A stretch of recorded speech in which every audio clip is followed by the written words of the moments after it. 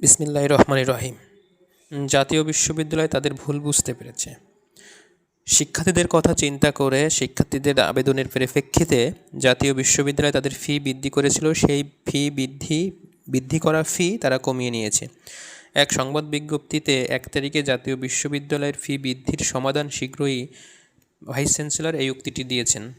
জাতীয় বিশ্ববিদ্যালয় নভেম্বর ১, ২০২৫ ছাত্রছাত্রীদের অসুবিধা বিবেচনা করে জাতীয় বিশ্ববিদ্যালয়ের ফি বৃদ্ধির সমাধান করা হবে শীঘ্রই। অনার্স তৃতীয় বর্ষ থেকেই এই সিদ্ধান্ত কার্যকর হবে। যারা ইতিমধ্যেই রেজিস্ট্রেশন করেছে তাদের ফি সমন্বয় করা হবে। সবার অবগতির জন্য জানানো যাচ্ছে যে বর্তমান ফি উল্লেখযোগ্যভাবে কমে আসবে।